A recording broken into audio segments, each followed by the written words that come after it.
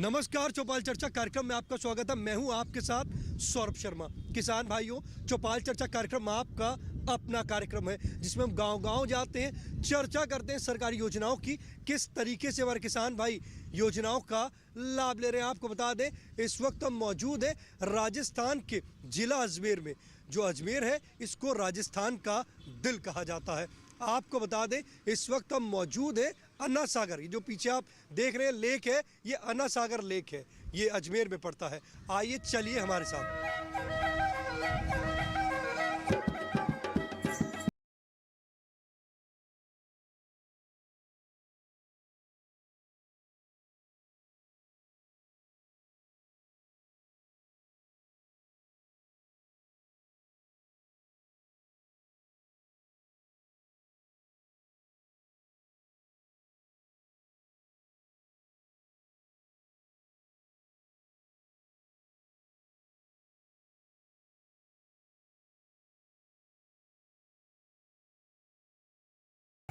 जैसे कि हमने आपको कहा था कि हम आपको गांव में लेकर चलेंगे, हमारी जो चौपाल है वो सज चुकी है। जोरदार तालियों के साथ कार्यक्रम की शुरुआत करते हैं। इस वक्त हम मौजूद है गांव मांगली आवास में, जिसका जिला पड़ता है अजमेर। आपको बता दें, आज हम बात करेंगे मोटा अनाज के बारे में, साथ ही साथ हम बात करेंगे प्रधानमंत्री फसल बीमा योजना के बारे में।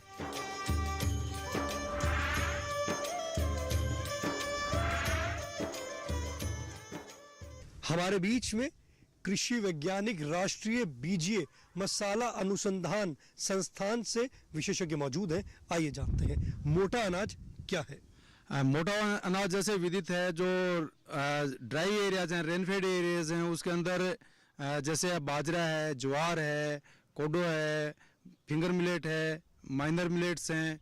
तो ये फसलें हैं जो कम पानी में पैदा की जाती हैं और राजस्थान के अलावा अन्य राज्यों में भी, जैसे गुजरात है, कर्नाटक है, तमिलनाडु है, आंध्र प्रदेश है, इन क्षेत्रों में जो माइनर मिलेट्स हैं, और राजस्थान में आपका ज्वार और बाजरा जो मेजर मिलेट्स हैं, जो मोटे अनाज के रूप में इनकी पहचान है। और ये फसलें कम पानी के साथ साथ इनमें पोषक तत्व है, जो मिनरल्स हैं, वो भरपूर मात्रा में होते हैं। अगर हम बात करते हैं यहाँ की, तो हमारे किसान भाई मोटे अनाज की फसल ले रहे हैं। जी, राजस्थान में जैसे आपको विदित है कि बाजरा भरपूर एरिया जो कवरेज है, राजस्थान, गुजरात और आंध्र प्रदेश में बाजरे का काफ़ी क्षेत्र है, ज्वार का काफ़ी क्षेत्र है।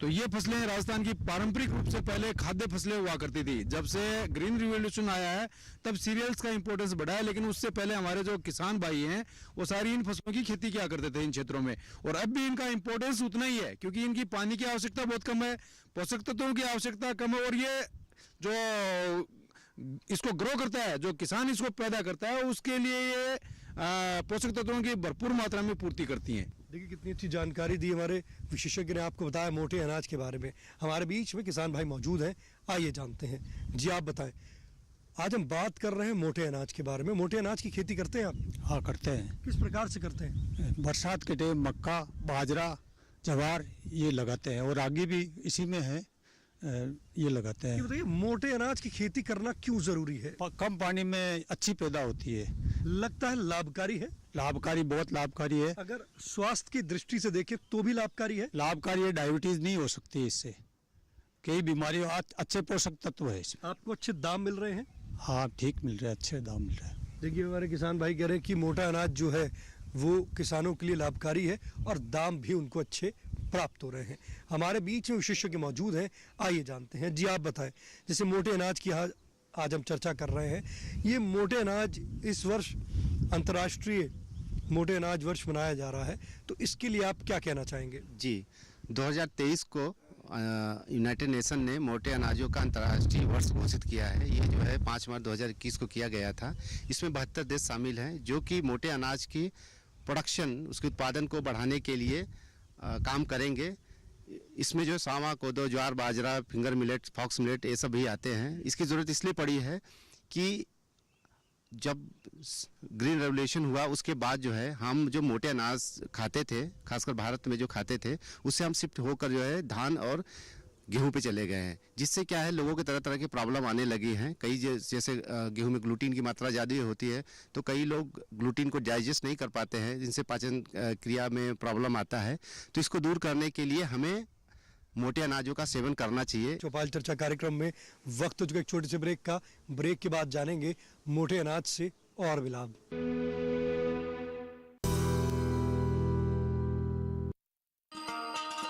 किसान भाइयों गांठ बांध लो, गांठ बांध लो, बात बहुत है काम की, समृद्धि के पैगाम की। मिट्टी के मिजाज को समझो, मिट्टी के हर राज को समझो, मिट्टी की तुम जांच कराओ, मुफ्त सॉइल हेल्थ कार्ड ले जाओ। कभी मुनासिब बीज लगाओ, सही किस्म की खाद ले आओ, जितनी जरूरी उतनी डालो, सही मात्रा खुद पहचानो, इसको अपना मंत्र बना लो, मिट्टी की सेहत को जानो। बात बहुत है काम की, कम लागत अधिक वरदान की। किसान भाइयों गांठ बांध लो, आज ही मिट्टी की जांच कराएं, राज्य सरकार के कृषि अधिकारी से संपर्क करें और मुफ्त में सॉइल हेल्थ कार्ड पाएं। कृषि और किसान कल्याण मंत्रालय द्वारा किसान हित में जारी।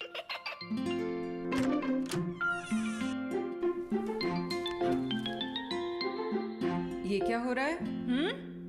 काशवी, इतने कम मार्क्स?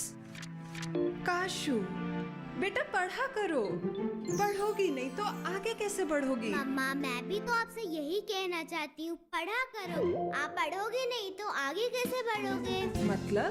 वो देखो, सिर्फ बैक पर छपा ऑर्गेनिक नहीं, ऑर्गेनिक का निशान पहचानिए। पीजीएस ऑर्गेनिक का ये लोग उन किसानों की पहचान है जो आज भी परंपरागत विधि से रसायन मुक्त खेती कर आपके लिए शुद्ध फसल उपजा रहे हैं। अब समझे मम्मा, अगर मैं प्योर ऑर्गेनिक फूड नहीं खाऊंगी तो अच्छे मार्क्स कहाँ से लाऊंगी? अच्छा बच्चों, जैविक खेती की इस मुहिम को आगे बढ़ाइए, शुद्ध ऑर्गेनिक अपनाइए।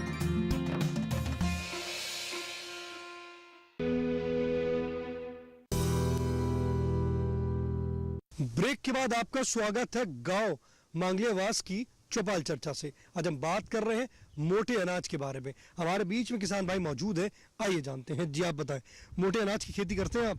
हाँ। कौन कौन सी फसल ले रहे हैं आप? बाजरा, ज्वार, मक्का। ये बताइए, मोटे अनाज की फसल क्यों लेनी चाहिए? क्योंकि उसमें मेहनत भी कम होती है और पैदा भी सही होती है, और ये खाद वगैरह जो भी देना होता है वो बहुत कम डालना पड़ता है, और आमदनी अच्छी होती है। हाँ, आमदनी अच्छी होती है, रेट अच्छी मिलती है। क्योंकि हमारे किसान भाई कह रहे हैं कि जो मोटे अनाज की फसल इसलिए लेते हैं क्योंकि उसमें खर्चा कम होता है, आमदनी अच्छी होती है। हमारे बीच में और भी किसान भाई मौजूद हैं, आइए जानते हैं। जी आप बताएं, मोटे अनाज की आज हम चर्चा चल रही है। मोटे अनाज की खेती करते हैं, किस प्रकार से करते हैं? ज्वार, बाजरा, मक्की, ये बहुत कम पानी के लिए हो जाता है, ये काम लाभकारी है। लाभकारी है। देखिए हमारे किसान भाई कह रहे हैं ज्वार, बाजरा, मक्के की वो फसल ले रहे हैं मोटे अनाज में, और उससे उनको लाभ की प्राप्ति हो रही है। जी आप बताएं, मोटे अनाज की फसल लेते हैं आप? हाँ लेते हैं। बाजरा है, मक्का है, ज्वार है, कम पानी से हो जाता है। ये मोटे अनाज की फसल क्यों लेनी चाहिए?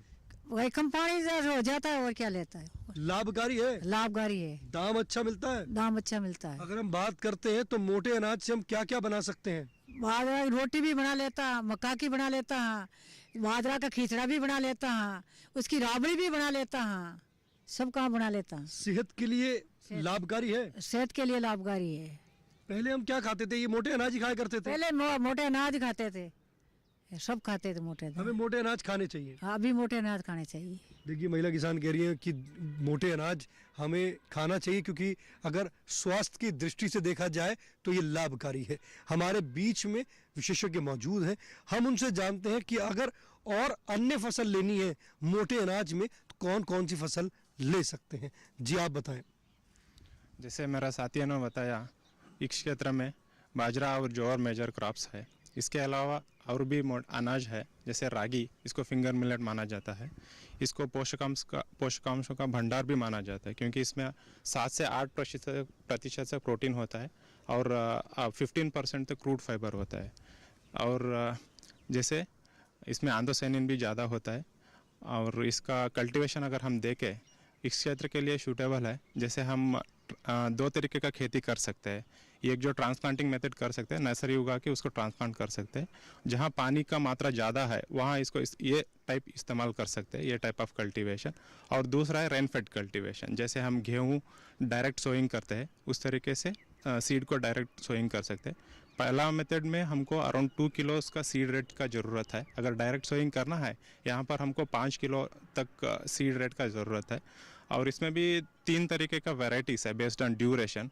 लॉन्ग ड्यूरेशन मतलब 120 से 130 दिन तक चलती है, और मीडियम ड्यूरेशन मतलब 106 से 120 दिन तक चलती है, और शार्ट ड्यूरेशन मतलब 90 डेज तक पक जाती है। इसमें वैरायटीज़ है इंडाफ 8 है, इंडाफ 6 है, इंडाफ 5 है। ये लॉन्ग ड्यूरेशन, मीडियम और शार्ट ड्यूरेशन वैरायटीज़ है। और इसके अलावा इसका यील्ड भी बढ़िया है। अगर हम रेनफेड या ड्राईलैंड कल्टीवेशन के लिए जाते हैं, इसमें अप टू 20 क्विंटल पर हेक्टर का यील्ड आता है, मतलब उपज आती है। अगर संस्थान की बात करते हैं, अगर हमारे किसान भाई कुछ जानकारी लेना चाहें तो आपके संस्थान से संपर्क कर सकते हैं। हाँ, बिल्कुल संपर्क कर सकता है। जैसे हमारा मेजर सीड स्पाइसेस पे होता है। इसके अलावा जो वैज्ञानिक लोग हैं वो इस क्षेत्र में है, वो इनको जानकारी भी देंगे कैसे उगाया जाता है और उसका सीड कहाँ मिलते हैं, और मार्केटिंग के बारे में इसके जानकारी दे सकते हैं। देखिए कितनी अच्छी जानकारी दी कि अगर आपको जानकारी लेनी है कि अगर बीज से संबंधित तो वो भी आपको दी जाएगी, और साथ ही साथ वैज्ञानिक विधि क्या है वो भी आपको बताया जाएगा। हमारे बीच में और भी विशेषज्ञ मौजूद हैं, आइए जानते हैं। सर ये बताइए कि अगर हम बात करते हैं कीटनाशक जो है, अगर कीटनाशक किसान भाई जैसे अपनी फसलों पे डाल रहे हैं तो उसका सेहत पे क्या प्रभाव पड़ता है? खेती में हम जितने भी रसायन इस्तेमाल करते हैं, खासकर कीटनाशक रसायन जो हम इस्तेमाल करते हैं, उसका हमारी सेहत पे बहुत ही विपरीत प्रभाव पड़ता है। हम सभी लोग जानते हैं इससे तमाम तरह की हमारी समस्याएं आती हैं, चाहे वो हमारे पेट से रिलेटेड हो, हमारी जो नर्वस सिस्टम से रिलेटेड हो, और तो और तमाम तरह की नई बीमारी, कैंसर जैसी जो है, उसका एक महत्वपूर्ण कारण अधिक से अधिक रसायनों का उपयोग करना, खासकर कीटनाशक रसायनों का उपयोग करना है। इस संदर्भ में अगर हम इन फसलों को जोड़ के देखें, मोटे अनाज वाली फसलों को देखें, तो इसमें इन कीटों का प्रकोप कम होता है, जिससे हमें इनकी आवश्यकता भी कम होती है। तो हम एक तरीके से कह सकते हैं कि ये फसलें जो हैं हमारे स्वास्थ्य के लिए बहुत अच्छी है, क्योंकि प्राकृतिक रूप से इसमें नुकसान कम होता है, जिससे दवा की मात्रा भी कम जाती है। और किसान भाई चाहें तो इसको दूसरे तरीके से, ऑर्गेनिक तरीके से इनका नियंत्रण करके अच्छी तरीके से ऑर्गेनिक खेती को भी बढ़ावा, प्रोत्साहन दे सकते हैं, जिससे हम अपने स्वास्थ्य के लिए और एक अच्छे मार्केट के लिए और बाहर एक्सपोर्ट के लिए भी हम अपनी फसल को आगे कर सकते हैं।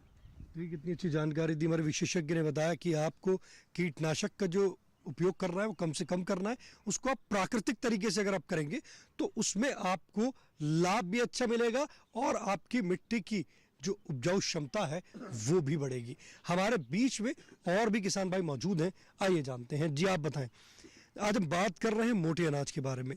मोटे अनाज की खेती करते हैं आप? जी हाँ। क्यों ज़रूरी है मोटे अनाज की खेती? अनाज ऐसा है जी कि बाजरे के अंदर ताकतवर चीज़ है, ठीक है, और शरीर में भी फायदे लायक रहता है, और कम पानी के अंदर पैदावार बहुत अच्छी होती है। अगर हम बात करते हैं कि आपका उत्पादन अच्छा हो गया, फसल अच्छी हो गई, अब बात आती है मार्केट की, तो दाम कैसे मिलते हैं? रेट सही मिलती है। चौपाल चर्चा कार्यक्रम में वक्त हो चुका है एक और छोटे से ब्रेक का।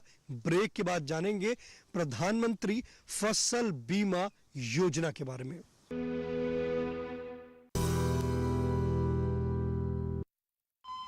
अरे सुन तो। मुझे क्या सुनाना चाहते हो? जो सुनाओ मेरी सौतन को। किसको? अरे वही तुम्हारा मोबाइल फोन जिससे सुबह शाम दिन रात चिपके रहते थे और कहते थे किसान कॉल सेंटर से बातें हो रही हैं। अच्छा ये बात है। हाँ क्यों, क्या हुआ? अब बात नहीं होती क्या? अब तो झट से बात हो जाती है। ऐसा क्या? हाँ, अब तो ज्यादा लाइनें और खास तकनीक के कारण खेती के माहिरों से तुरंत बात हो जाती है। और अगर कभी लाइन व्यस्त हो तो अपनी समस्या फोन पर रिकॉर्ड करा दो, वहाँ से फोन आ जाता है और समस्या की हल का मैसेज भी आ जाता है। ये देखो आ गया। अरे वाह, इसका मतलब इंतजार की घड़ी अब खत्म। हाँ। तभी मैं सोचूं कि आजकल मुझ पर इतना प्यार क्यों आ रहा है। कृषि संबंधी समस्याओं का अपनी भाषा में तुरंत हल पाने के लिए पूरे भारत में किसी भी फोन से हेल्पलाइन नंबर पर संपर्क करें। किसानों का दोस्त किसान कॉल सेंटर।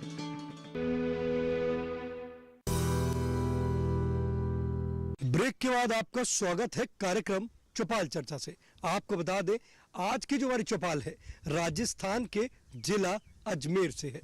ब्रेक से पहले हम बात कर रहे थे मोटे अनाज के बारे में, अब हम बात करेंगे प्रधानमंत्री फसल बीमा योजना के बारे में। हमारे बीच में राष्ट्रीय बीजीय मसाला अनुसंधान संस्थान के विशेषज्ञ, आइए जानते हैं। जी आप बताएं, प्रधानमंत्री फसल बीमा योजना क्या है? जैसा कि आप सब जानते हैं कि कृषि एक जोखिम भरा व्यवसाय है और इस जोखिम को किसानों पर कैसे भार कम हो इसके लिए सरकार अलग अलग योजनाएं लेके आ रही है। और जो उत्पादन जोखिम है, सबसे बड़ा जोखिम, उसको कम करने के लिए जो फसल बीमा योजना है वो बहुत महत्वाकांक्षी योजना है, जिसमें किसान अपने जोखिम को कम कर सकते हैं। जैसा कि अपन जानते हैं कि भारत में सन 70 के बाद बहुत सी बीमा योजनाएं आती जाती रही है, लेकिन 2016 में प्रधानमंत्री फसल बीमा योजना जो नई शुरू हुई है, ये जो आपके उत्पादकता में जो नुकसान हो रहा है सीधा सीधा उस पर आधारित है, जो किसानों के लिए ज़्यादा लाभदायक है। इसमें जो किसान खरीफ, रबी और जितनी भी व्यावसायिक फसलें सबका बीमा करवा सकता है। और इसमें जो ऋणी किसान को छोड़ के जो गैर ऋणी किसान है और जो मतलब व्यावसायिक उत्पादन कर रहे हैं वो भी अपनी फसलों का बीमा करवा सकते हैं। हमारे बीच में किसान भाई मौजूद हैं, आइए जानते हैं। जी आप बताएं, फसल का बीमा कराते हैं आप? ये बताइए, फसल का बीमा कराना क्यों जरूरी है? फसल को नुकसान होने के कारण। फसल का जो आपने बीमा कराया किस प्रकार से कराया? बैंकों से करवाया हमने। ये बताइए, जब आपने कराया फसल क्षतिग्रस्त हुई? अभी तो नहीं हुई। अभी आज तक फसल क्षतिग्रस्त नहीं हुई। ये आपको फसल बीमा कैसा लगता है? सही है, बैंकों से डायरेक्ट है, जो अपना वो कैसे में कट जाता है पैसा, लाभकारी है। हाँ, देखिए किसान भाई कह रहे हैं कि प्रधानमंत्री जो फसल बीमा योजना है वो अच्छा है, वो लाभकारी है। हमारे बीच में और भी किसान भाई मौजूद हैं, आइए जानते हैं। जी आप बताएं, फसल का बीमा कराते हैं आप? जी हाँ। फसल का बीमा कराना क्यों ज़रूरी है? फसल का बीमा ज़रूरी ऐसे है कि फसल ख़त्म हो जाती है तो उसका मुआवजा मिलता है, तो फ़ायदा लायक होता है, इस वास्ते। आपने फसल का बीमा कराया है? कराया सर। आपको इससे लाभ मिला? मिला। फसल खराब हुई थी? हुई थी। मुआवजा मिल गया? मिल गया। देखिए हमारे किसान भाई कह रहे हैं कि उनकी फसल क्षतिग्रस्त हुई और उससे उनको मुआवजा भी मिला। वो कह रहे हैं कि प्रधानमंत्री फसल बीमा योजना लाभकारी है। जी आप बताएं, प्रधानमंत्री फसल बीमा योजना की चर्चा चल रही है, फसल का बीमा कराया आपने? नहीं कराया अभी तक। तो क्यों नहीं कराया आपने फसल का बीमा? क्योंकि फसल के बारे में बीमे के बारे में हमारे को जानकारी नहीं है। अगर जानकारी होती तो हम कराते हैं। कई किसानों को किसी प्रकार की कोई जानकारी देने वाला भी नहीं है, तो कराते भी नहीं है। तो ये बताइए कि जैसे अभी आपको जानकारी मिली है प्रधानमंत्री फसल बीमा योजना की, तो अब आप फसल का बीमा कराएंगे? कराएंगे। आप जानना चाहते हैं इसको कहाँ कराना है, कैसे कराना है और किस आधार पे उसका आपको मुआवजा मिलेगा? आप जानना चाहते हैं? हाँ, हम जानना चाहते हैं।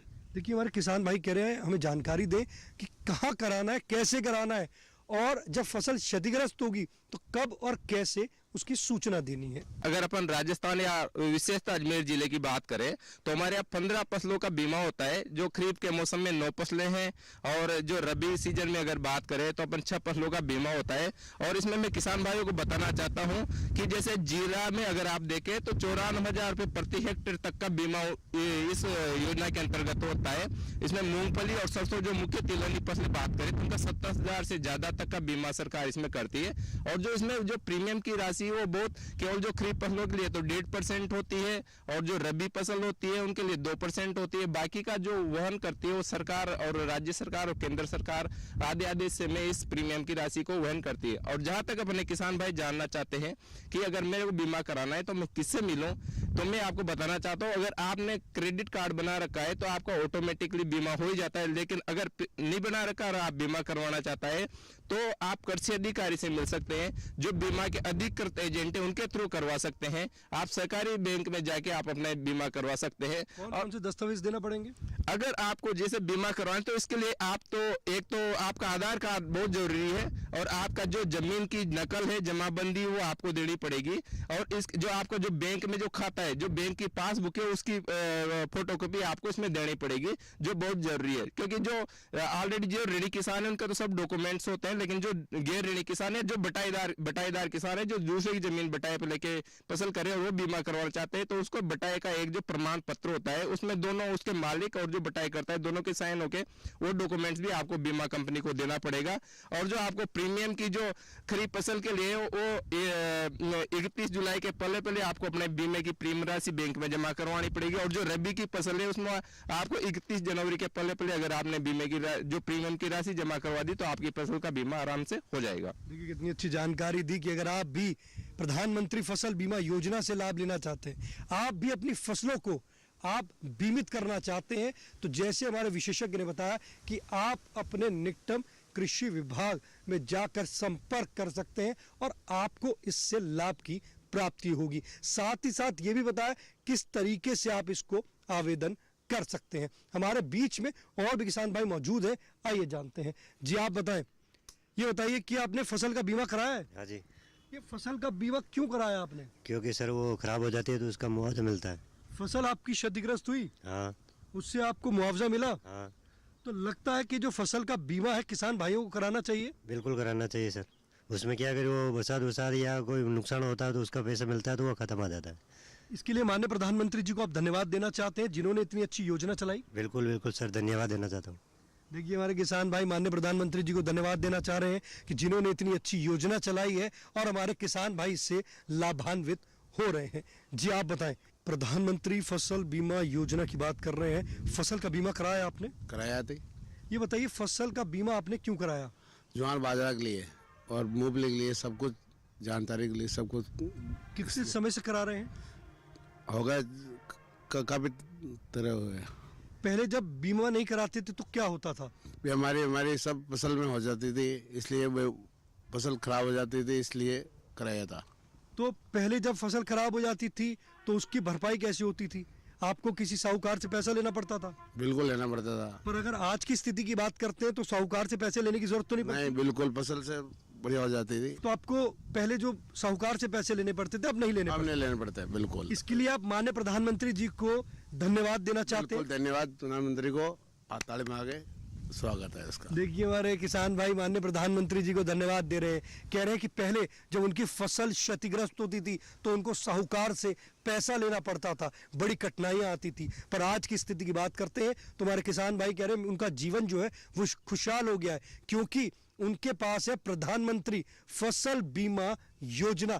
तो आप भी इससे जुड़े और ज्यादा से ज्यादा लाभ की प्राप्ति करें। हमारे बीच में कृषि वैज्ञानिक मौजूद है, आइए जानते हैं। सर ये बताइए, अगर हम आपके संस्थान की बात करते हैं, संस्थान किसानों को किस तरीके से ट्रेनिंग दे रही है और लाभ की प्राप्ति करवा रही है?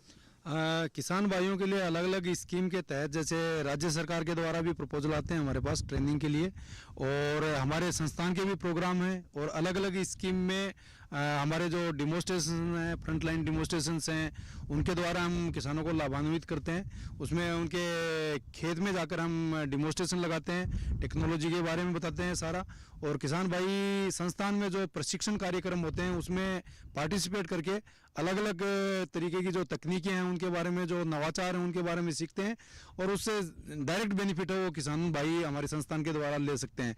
अभी जैसे आप जानते हैं कि अजमेर जिले के लिए जो डेट पाम कल्टीवेशन है, खजूर की खेती है, उसके बारे में टारगेट आए हुए हैं। किसानों को ज़्यादा जानकारी नहीं है तो वो टारगेट अपनी फाइल है ऑनलाइन लगवाएं और उसका भी लाभ किसान भाई ले सकते हैं। देखिए कितनी अच्छी जानकारी दी हमारे विशेषज्ञ ने। तो आप भी दिए गए नंबर पर संपर्क कर और लाभ की प्राप्ति कर सकते हैं। हमारे बीच में कृषि वैज्ञानिक मौजूद हैं, आइए जानते हैं। जी आप बताएं, अगर हम बात करते हैं प्रधानमंत्री फसल बीमा योजना की, तो उसकी जो बीमा की जो अगर हम बात करते हैं कि जो कवरेज है उसकी शुरुआत और आखिरी कब से कब तक है? बुआई से कटाई तक है या किस प्रकार से है? अगर अपन इस प्रधानमंत्री फसल बीमा योजना की बात करें तो इसमें जब किसान बुआई नहीं करता, जब अगर उसने आगत सीड ला के रखा है, अगर वो बुआई नहीं कर पा रहा है किसी कारणवश, जैसे कम बारिश खरीफ के सीजन में, तो वहां से फसल उसकी कवर हो जाती है। जब तक खेत में फसल रहती है तब तक वो पूरा बीमा के अंतर्गत आती है। और कटाई के बाद जैसे 14 दिन तक जब फसल काट के किसान अगर खेत में सूखने के लिए छोड़ रहा है, वहां तक ये बीमा के अंतर्गत कवर होती है। देखिए कितनी अच्छी जानकारी दी हमारे विशेषज्ञ ने, आपको बताया किस तरीके से आप अपनी फसल का बीमा करा सकते हैं। तो आप अपने निकटम कृषि विभाग में जाकर संपर्क कर लाभ की प्राप्ति कर सकते हैं। आप अपने पसंदीदार कार्यक्रम चौपाल चर्चा को अब आप डीडी किसान के YouTube चैनल पर भी देख सकते हैं। टीवी पे दिए गए QR कोड को स्कैन करें। आज के गांव मंगलेवास की चौपाल चर्चा से बस इतना ही। फिर होगी आपसे मुलाकात एक नए गांव एक नए विषय के साथ। तब तक हमारी पूरी टीम को दीजिए इजाजत। आप देखते रहिए दूरदर्शन किसान। नमस्कार।